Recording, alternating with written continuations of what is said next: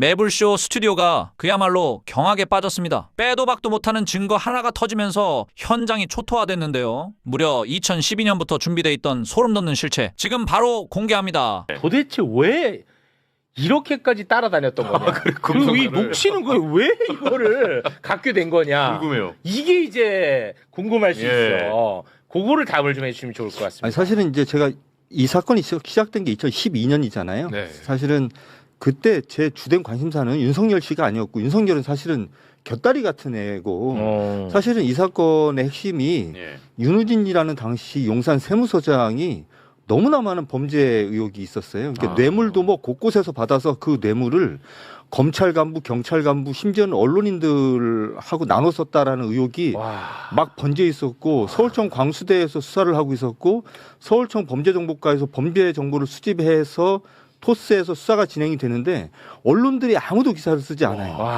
그리고 검찰이 계속 저거를 수사를 방해한다는 얘기가 계속 들리고, 심지어는 경찰을 상대로 취재를 하면 경찰에서는 취재에 협조를 해주면서도 항상 하는 얘기가 뭐냐면, 그래봐야 너 기사 못 쓰는 거 내가 알아. 왜냐하면 이 사건을 가지고 대한민국 어떤 기자가 기사를 쓰겠어. 검찰하고 이제 검찰을 상대로 들이박는 사건인데, 거기다가 그 당시에 이 사건 수사팀 그리고 검찰 이 관계자들, 그러니까 윤석열 등을 포함한 검찰 관계자들은 대한민국 검찰 특수부를 대표하는 인간들이에요, 다. 윤대진, 윤석열 이런 사람들이 이제 관련돼 있는 거고, 그리고 이쪽에 이제 그 서울청 이제 광수대 그리고 이제 그 당시 이제 경찰청의 이제 범죄정보과 거기에 대장이 누구였냐면 황운하 당시 이제 현 의원이었어요. 이쪽에서는 사실은 이게 검경 간의 이제 대립에 완전 최전선에 붙은 사건이어서 대한민국 기자들이 기사를 다 어떻게 쓰냐면 경찰이 무리하게 수사한다라는 식으로 다 기사를 쓰고 있었는데, 제가 조금 취재를 해보니까 이게 너무 웃긴 게 이 용산 세무서장이 너무나 많은 범죄 혐의에 노출이 되어 있는데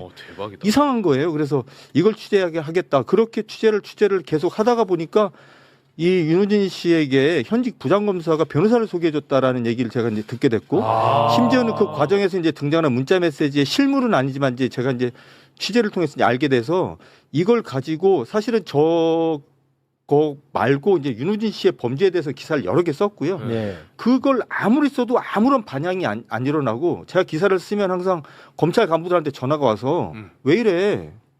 우리하고 이러면 안 되잖아. 뭐 이런 식이었어요. 미친다. 야, 그래서 제가 이제 계속 그런 식이었다가 12월 경에 이제 2012년 12월 도저히 안 되겠다 싶어서 이제 이 변호사 소개했다라는 이제 이제 부장검사 윤석열 있죠. 저 사람 관련된 기사를 한 2-3개 정도 이제 쓴 겁니다. 근데 사실은 저는 그 당시에 저 변호사 소개 의혹은 말씀드렸듯이 그렇게 큰 사건이 아니라 윤우진 관련된 범죄 혐의인데, 어쨌든 이 사건이 이게 여기까지 이렇게 온 거. 대박이다. 와, 방금 말씀하신 게 진짜 너무 중요한 얘기가 다 들어가 있어.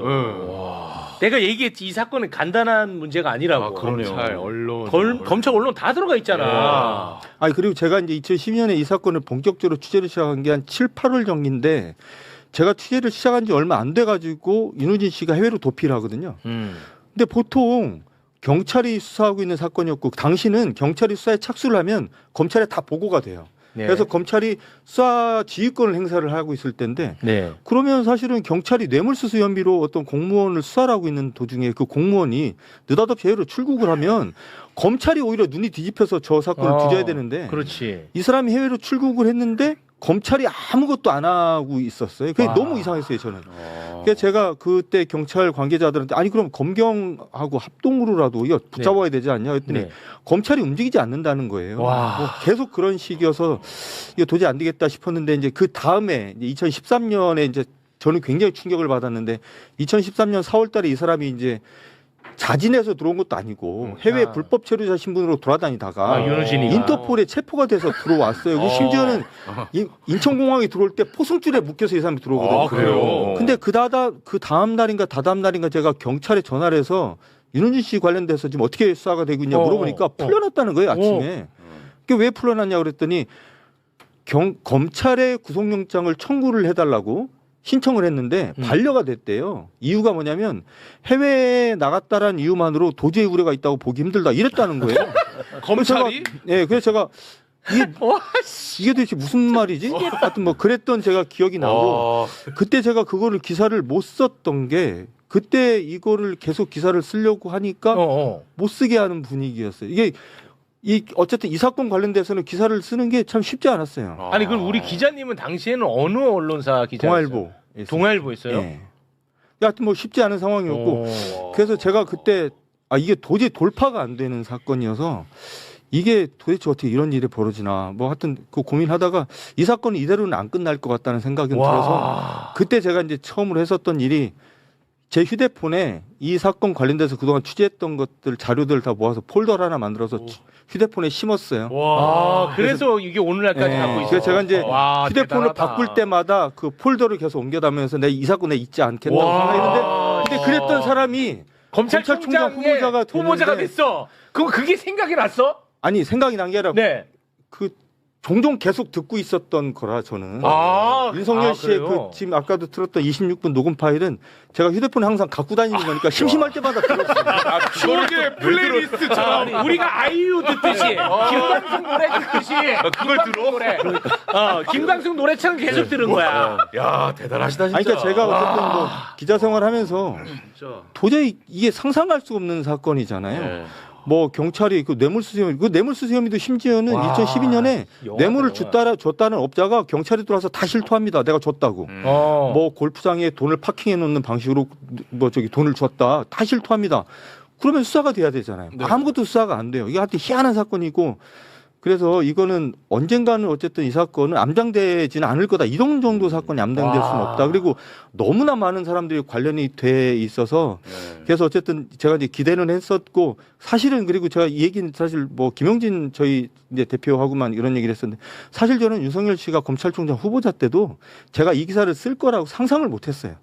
그러니까 윤석열 씨가 검찰총장이 된 이후에 이제 인사청문회가 열리게 됐잖아요. 네. 인사청문회가 월요일 날 열렸는데 금요일 날 서면 답변이 국회에 도착을 합니다. 근데 거기에 보면 그때는 최대 관심사가 이제 윤우진 변호사 소개 의혹이 이제 최대 관심사니까 모든 청문위원들이 다 똑같은 질문했어요.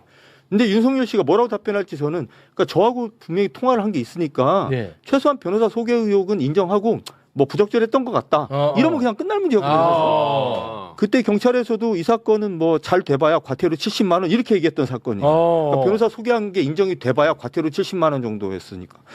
그랬는데 이 사람이 서면 답변에 그런 사실 없습니다. 이렇게 딱 보내왔어요. 제가 이거를 국회의원실에서 받았는데 이상하다. 이렇게 답변하면 안 될 것 같은데. 근데 이제 저는 어떤 생각을 했냐면 에이 문서로는 이렇게 해도 청문회장에 나가서는 뭐 그때 이런 일이 있었는데 뭐 그때 좀 부적절했던 것 같다. 이렇게 이제 지나갈 줄 알았어요. 저는. 근데 그때 이제 주광덕 의원이 첫 질의자로 딱 나서요. 첫 질의자로 나서서 청문회 시작이 되자마자 첫 질문이 뭐였냐면 윤우진 씨에게 변호사를 소개해 준 사실이 있나요? 이게 질문이에요. 이게 첫 질문이야. 그게 첫 질문이었어요. 저하고 똑같은 질문을 하는데 윤석열 씨가 바로 그런 사실 없습니다. 하고 딱 이렇게 뒤로 딱 제 몸을 빼는 모습이 그걸 보는 순간에 제가 너무 당황을 해가지고 그때 저희 뉴스타파 대표였던 김용진 대표한테 찾아가서 이건 아니지 안 될 것 않느냐. 같다. 이건 좀 아닌 것 같다. 이게 뭐 윤석열이 뭐 검찰 개혁의 화신이고 뭐를 다 떠나서 문재인 정부가 뭐 결정한 검찰총장 후보자인 걸 다 떠나서 이건 좀 아닌 것 같다. 이건 기사를 써야 되겠다. 그랬더니 김용진 대표가 음악 대신 듣던 녹음이 있는데 네. 그러니까 김용진 대표가 아니 뭐 첫 질문이라 당황해서 그랬을 수 있으니까 질문 몇 개 더 들어보자 이러더라고요. 그래서 한 시간 딱 더 들었어요. 근데 계속 처음에 시작하자마자 한 30분 동안 그 질문밖에 안 나왔거든요, 윤우진. 네. 근데 그런 사실 없습니다. 그런 사실 없습니다. 내가 변호사를 소개해줄 아무런 이유가 없습니다. 난 이 사건에 아무렇게든 개입한 사실 없습니다. 이런 답변을 반복하는 걸 보고 뭐 1초도 고민 안 하고 김용진 대표하고 저하고 쓰자. 뭐 이거 기사 쓰면 하고 시끄럽게 됐겠지만 뭐 그러거나 저러거나 이거는 시민들에게 알려야 될 사안이니까 무조건 쓰자. 그렇게 해서 이제 바로 그날 그래서 오전 한 10시, 11시 그때부터 이제 이 제작이 시작이 됐던 거예요. 그리고 이제 그 보도가 나갔습니다. 녹취까지 같이 나갔습니다. 그러자 당시 문재인 정부 지지하셨던 분들이 뉴스타파 쓰레기, 이 반문 채널 구독을 다 취소하고요. 후원 다 끊고요. 저 반문 난리가 났습니다. 이거는 저는 굉장히 저한테 많은 교훈을 준 사건이에요. 저한테는 진짜 그러니까 저한테 정말 큰 사건입니다. 개인적으로는. 자, 그러면은 훗날 진실이 밝혀지면 뉴스타파가 혼난 만큼 다시 신뢰를 얻고 덕을 받고 그렇죠. 신뢰를 다시 회복하냐? 회복하고. 그게 또 아니야. 그렇죠. 그렇게 안 그거는 되죠. 영화에서나 가능한 네. 일이야. 그러면 그 청문회 때는 사실 변호사법 위반 자체는 인정했어도 공소시효는 지나 있는 상태라 그냥 그 당시 분위기로는 그냥 뭉개고 갈 수 있었어. 그러니까 인정하더라도. 그 분위기였어. 근데 그조차도 인정을 하지 않으니까 이거는 뭐 맨날 듣던 건데 참으면 안 되잖아. 그렇죠. 그래서 그걸 얘기했던 거야. 이 영화 같다 진짜. 영화다. 근데 진짜. 근데 여기서 끝나는 게 아니고 영화야. 2023년 9월에 수사가 들어오잖아요. 검찰을 동원해서 자기 윤석열 명예훼손 사건. 뉴스타파. 그러니까 네. 이게 쭉 이어지는 거예요. 나중에 이어지는 거예요. 복수를 했는데 우리가 이제 당했는데 지금 한상진이 다시 복수한 거지. 와, 이건 진짜 영화네. 지금 그러니까 계속 반전에 반전을 거듭하고 있는데 야, 그래도 이게 참. 그 변호사법 위반해봐야 그 70만 원 벌금 무는 건데 이게 네. 이제 이자가 붙어갖고 400억이 됐어요. 야, 진짜 그건 비싸다. 이자가 붙어가지고 400억이 됐어. 이게 무슨 뭐 엔비디아야 뭐야. 400억이 돼버렸어. 70만 원짜리가 와. 400억. 참. 와, 참 정말 대단하다. 네. 어. 근데 이 스토리는 그 12년도부터의 이 과정이 너무 쉽고 이해가 쏙쏙 되는데 모르시는 분들도 좀 많으실 수도 있을 것 같아서 많이 알려줬으면 많이 좋겠어요. 알려줘야 진짜. 돼. 이거는 정말 많은 교훈을 담고 있는 사건이에요. 그러니까 어제 방송사가 단 한 곳도 인터뷰를 안 하고 뒤에 있는데 뒤에 있는데 이 얘기를 들었어야 되거든. 그래서 그걸 보다 못한 김용진 기자가 자기의 휴대전화로 인터뷰를 했다고 자기들끼리 자기들끼리 아까 그 대표 자기들끼리 인터뷰를 한 다음에 보니까 혼자서 압수수색 2 영화를 제작하고 있더라고 혼자. 대표님이. 우린 몰라요. 혼자서 어제도 그걸 제작해서 자기 핸드폰으로 찍은 거를 영화에 넣겠다고 지금. 그런 상황. 아니 근데 그 김영진 그 대표가 네. 그 어제 기분이 좀 안 좋으셨던 게 이 기사를 쓴 거는 한상진 기자인 거는 많은 사람들이 얘기를 하는데 왜 이 기사의 데스킹을 내가 봤다는 얘기는 아무도 얘기를 안 하냐. 이것도 매우 중요하다. 뭐 이렇게. 참 그 어르신 그 좀 왜 그러세요? 기가 막힙니다. 네.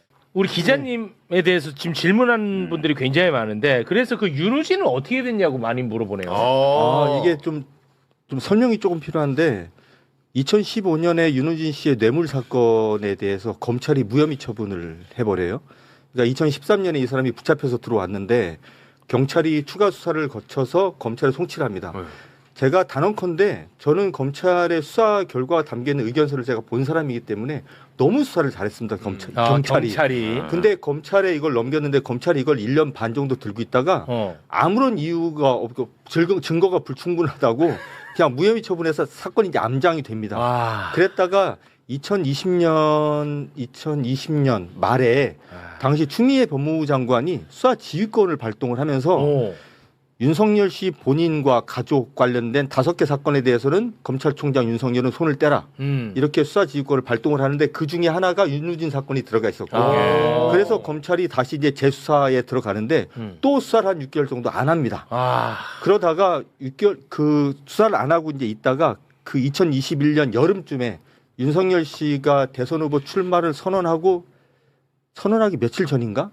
제가 이제 또 연속 보도를 시작을 합니다. 그 윤우진 씨의 여타 범죄에 대해서 제가 이제 취재를 해서 이제 보도를 하기 시작하는데 윤우진 씨가 이 어쨌든 세무 공무원 출신인데 온갖 곳에 다니면서 사람들을 이제 돈을 이제 갈취하고 사기치고 이런 것들이 좀 있어서 그 피해자들을 취재해서 제가 이제 기사를 쓰기 시작하는데 제가 이제 보도가 시작이 되니까 이 사람이 자기한테 피해를 받은 사람을 찾아가서 현금으로 1억 1,000만 원을 주면서 무마를 하는 장면을 제가 이런 장면이 벌어질 거를 예상이 돼서 그 피해자 몸에 몰카를 채워서 내보내서 윤우진 씨가 1억 1,000만 원 수표를 건네는 장면이 몰카에 담겼고 이게 방송이 됐어요. 뉴스타파에서. 됐어요? 이게 방송이 딱 되고 나니까 그때 갑자기 이제 언론들이 다 이거는 이제는 안 되겠다. 그때부터 기사를 쓰기 시작해요. 대한민국 언론들이.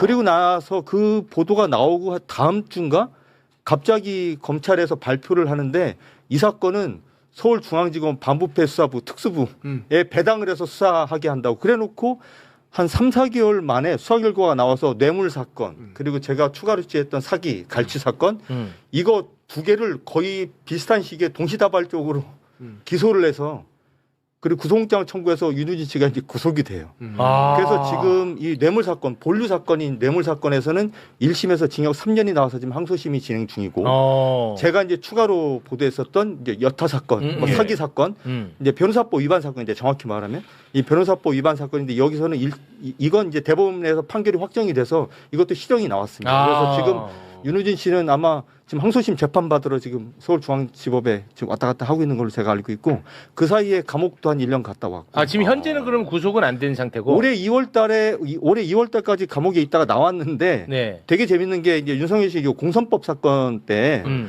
이 윤우진 씨가 증인으로 나와야 되잖아요. 네. 증인으로 나와야 되는데 집으로 문서 송달을 보내면 수령을 안 하는 거예요. 네. 그래서 이제 그 특검 쪽에서도 재판부도 이게 도대체 이 사람 어딨냐? 그 왜 저기 이제 문서 송달이 안 되냐? 막 그러니까 윤석열 씨가 이렇게 딱 발언 기회를 얻더니 자기가 구치소에서 듣기로는 내가 있는 구치소에 지금 윤우진 씨 같이 있다고 다 들었다. 윤석열 씨가 그걸 알려줬어요. 법정에서. 그러니까 이제 재판부가 그래요. 그래서 재판부가 뭐 확인해 보니까 그때가 4월 달이었는데 올해 2월 말까지 구치소에 있다가 지금은 나간 걸로 확인됐다 그러니까 윤석열 씨가 아니라고. 불과 얼마 전까지 구치소에서 분명히 봤다라는 얘기를 내가 구치소에서 들었다.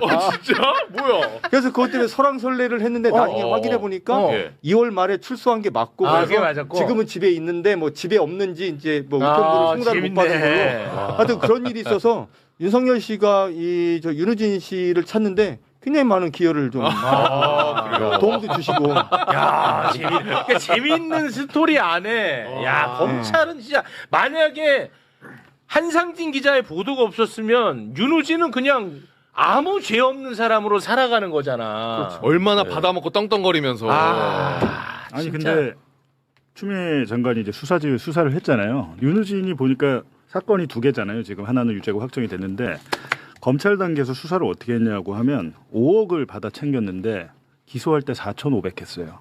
검찰이 4억 5천을 깎아줬어. 그러니까 형량이 다르잖아요. 다르죠.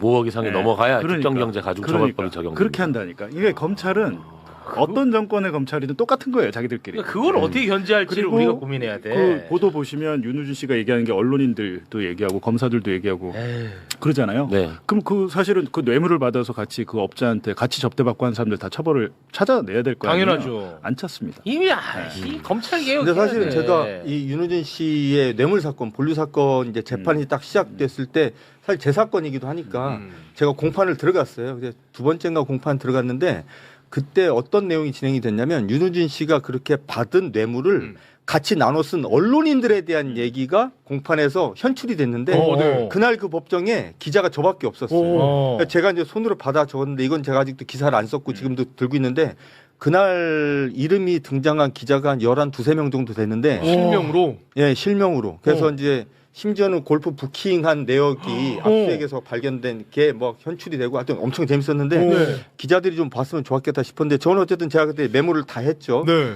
근데 전부 이제 우리가 이름만 대면 알만한 기자들이 굉장히 많고 유명한 기자들. 유명한 기자라고? 그러니까 예를 들어 방송국에 나중에 사장이 됐거나 뭐 이런 사람들. 앵커. 뭐 앵커. 네.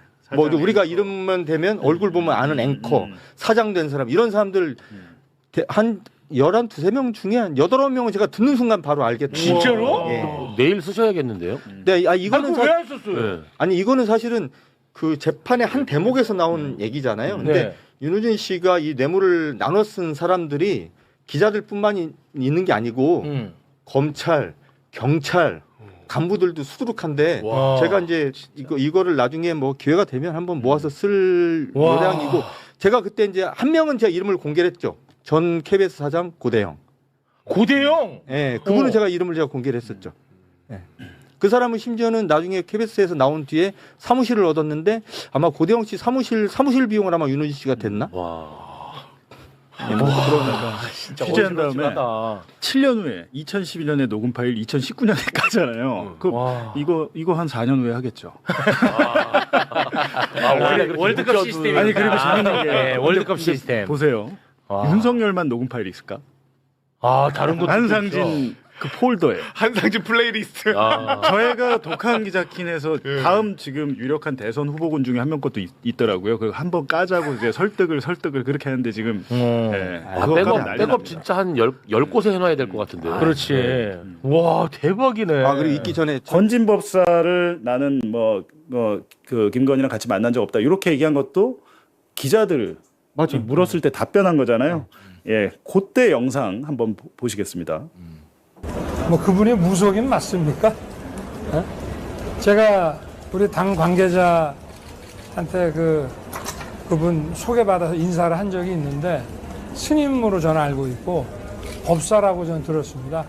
그리고 그분은 여기 뭐 직책이나 이런 거 전혀 맡고 계시지도 않고 뭐 자원봉사자 이런 분들을 소개해 준 적은 있다고 하는데 뭐 무슨 일정 메시지를 막 뭐 이런 제가 기사를 봤는데 참 황당한 얘기입니다. 네. 저는 무속인을 만난 적이 없고요. 제가 그 세계일보에 언급된 분은 우리 당 관계자 분께서 이분이 많이 응원하신다고 해서 인사를 한 적은 있습니다만은 선거에는 원래 다양한 분들이 오잖아요. 그래서 저는 스님이라고 소개를 받았습니다. 네. 불교인이라고. 네. 배우자분과 같이 만나신 건 아니에요? 네, 그건 아니고. 네.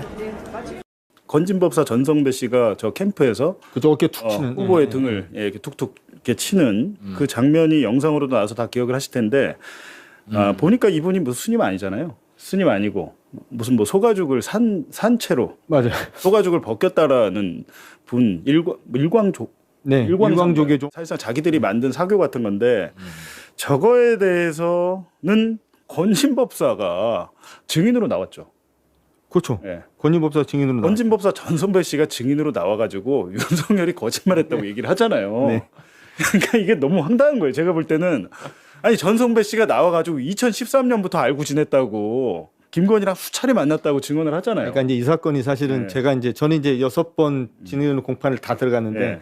윤우진 사건이야 이제 제 사건이기도 하고 제가 취재했던 거니까 다 알지만 사실 저는 더 재밌었던 건 건지법사 이 사건이에요. 예. 이 사건 관련돼서는 일단 전성배 씨가 증인으로 나와서 자기가 윤석열 씨하고 김건희 씨를 수도 없이 만났고 예. 심지어는 나한테 윤석열을 소개시켜준 사람은 김건희다 이런 증언도 하고 뭐 윤한홍 국회의원하고도 같이 만났고 뭐 우리 집에서도 만났고 윤석열 씨 집에 가서도 만났고 여러 이걸 다 인정을 해요.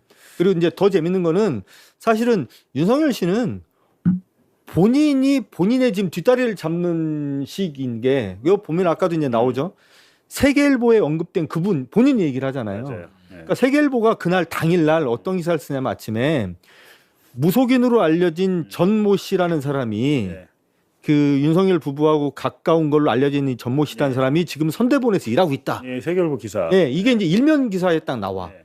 그래서 이 기자들이 묻는 거는 이 전모 씨에 대해서 묻는 거예요. 그리고 본인도 세계일보에 언급된 그분이라는 걸 전제로 하고 예. 본인이 얘기를 하잖아요. 그러면서 난 만난 적 없다 이렇게 얘기를 하잖아요.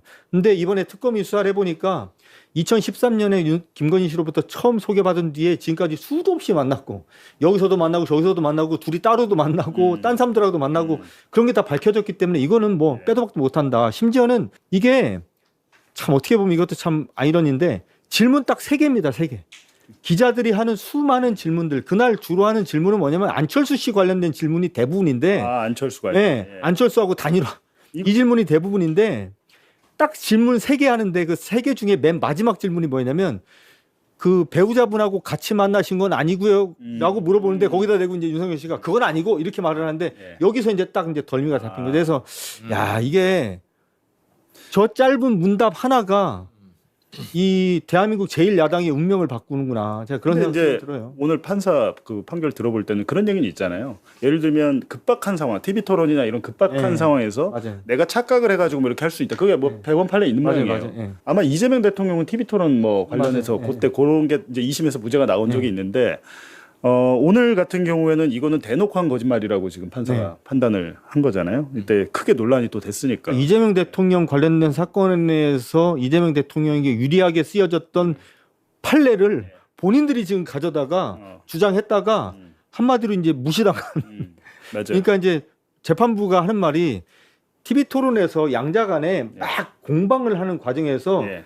그냥 말실수 정도는 뭐 허용할 수 있다라고 치는데 지금 윤석열 씨와 관련된 이 혐의는 예. 본인 혼자서 나와서 기자들로부터 질문을 받고 충분히 생각하고 답변할 수 있는 자리에서 나온 얘기거나 예.